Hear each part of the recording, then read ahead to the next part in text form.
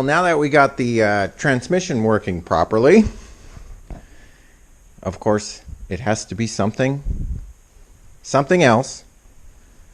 We have either a head gasket or a cracked head issue going on. Or, if you want to be real negative, I guess we could have a cracked engine block. But I am leaning towards head gasket being blown. But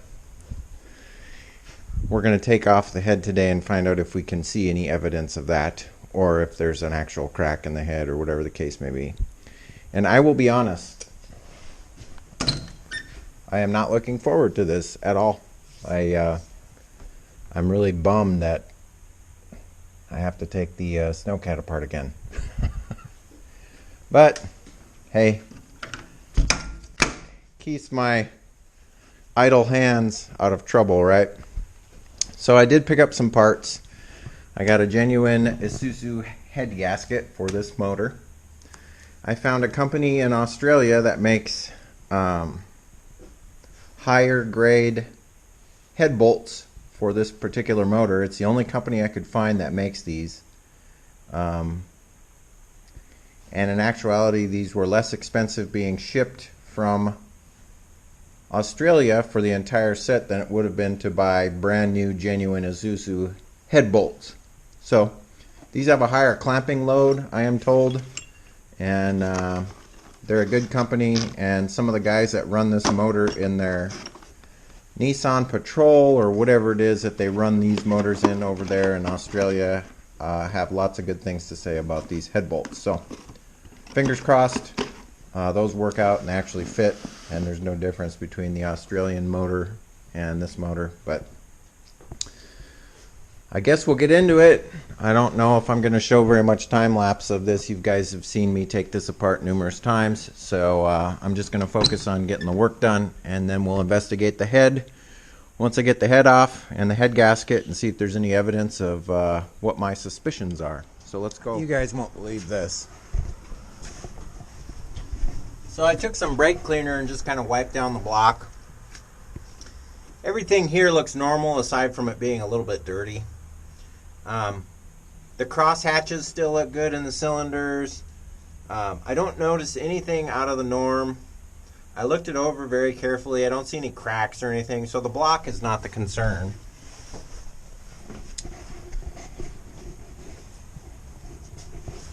I did the same thing with the head. I went over it with some brake cleaner, cleaned it up. I don't see any cracks anywhere. I don't see anything out of the norm. Normally on these heads, you'll get a crack that goes from this cylinder to this cylinder, and then that will leak into the coolant galleries. So these smaller ones are coolant. The larger ones without the threads in them are for oil return. So coolant goes here, here, here, here, here, here, here, here, and I believe here, here, here, and here. So I don't notice anything out of the ordinary on the head or the block. However, look at this obscenity of an aftermarket head gasket. This is how I took it off. It is absolutely trashed everywhere. Like, there's not a spot on here where it couldn't possibly be a leak. Like, the coolant passages here, all of the coating is gone. There's evidence of exhaust leak going this way. If I flip it over, you got the same scenario here.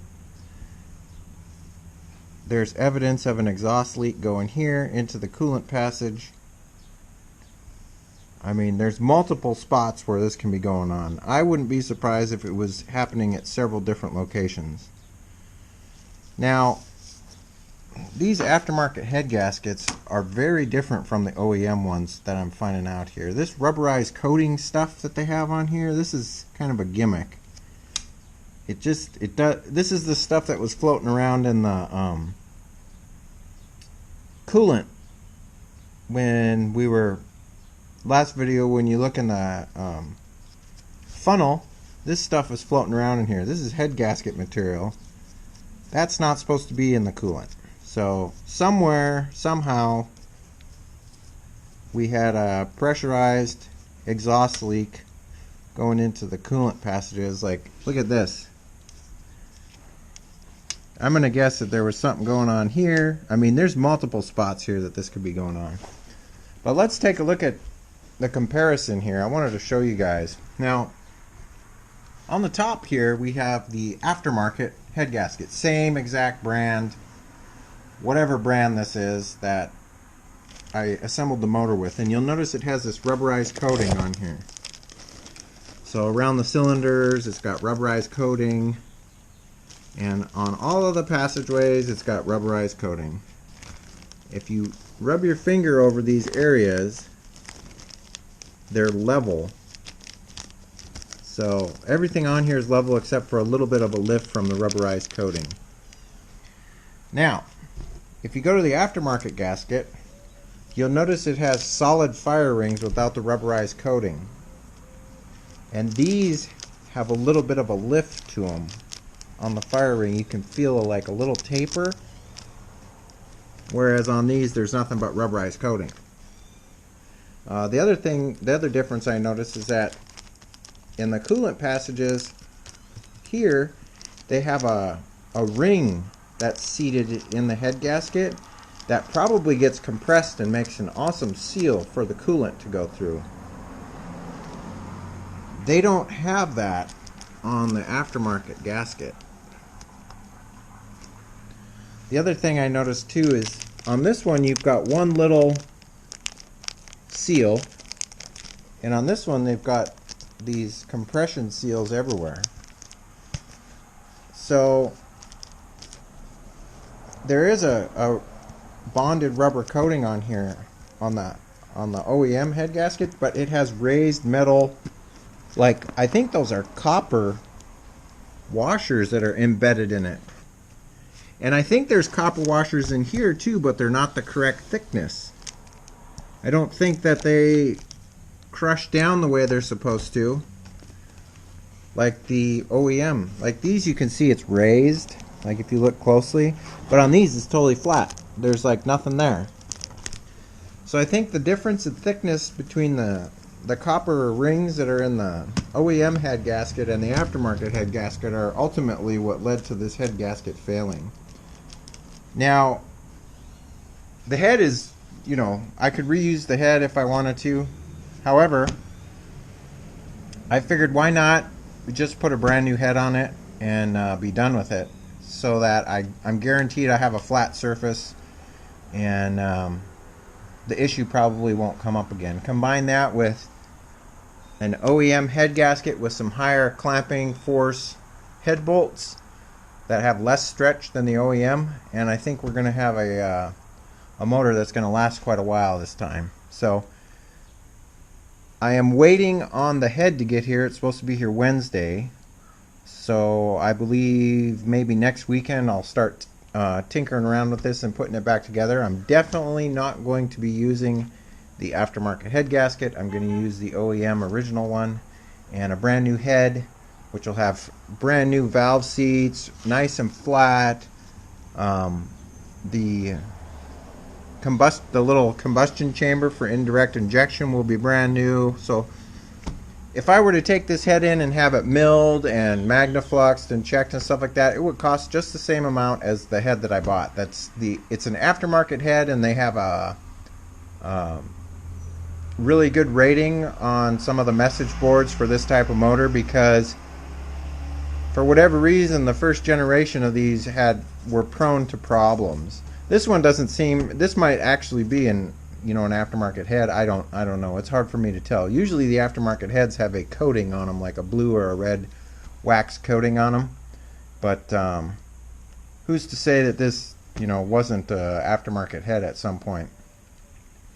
But yeah. So moral of the story, don't go cheap on your head gaskets if you have the opportunity. I think that this was like $100 shipped. And these gasket kits that I got, some guy had them on clearance for like $25 for the entire kit. So I mean, it comes with all these gaskets. These are normally for an Isuzu Elf, which has the same motor. But yeah, I'm definitely not going to use the aftermarket head gasket this time. Aside from that, I mean, everything else looks good. This gives me an opportunity to replace some of the coolant lines. I can actually eliminate this pulley because I don't have power steering. So I can just basically go through the motor and put it back together the way I like it. And Rusty will actually live again, and it'll be great. So I still have to disassemble some of this stuff, get these studs off of here, and you know, there's a couple other things on here like this bracket and whatnot, but that's not a big deal. That won't take very long. But other than that, I don't think there's much else that I can show you. Nothing really interesting, no cracks in the block, nothing like that. So cross hatches still look good in the cylinder walls. I can't complain about anything. Yeah, just luck of the draw that the head gasket blew apart like that. That's not, you know, something I expected. But then again, the learning curve on this motor was a little bit steep, not too bad from the other platforms that I've worked on. Other than that, guys, I think that's going to be it for this episode. If you guys like this episode, give me a thumbs up. If you're not subscribed yet, I'd love to have you as a subscriber. But stay tuned. We'll get Rusty put back together here. And we'll obviously have to take him somewhere and give him a test drive. And I don't know where that's going to be because I don't know where the snow is at, if there's any left. If not, we'll have to find a nice gravel road somewhere. But other than that, guys, I hope you're staying safe, taking care of each other. And as always, I'll catch you next time. See you later. Bye-bye.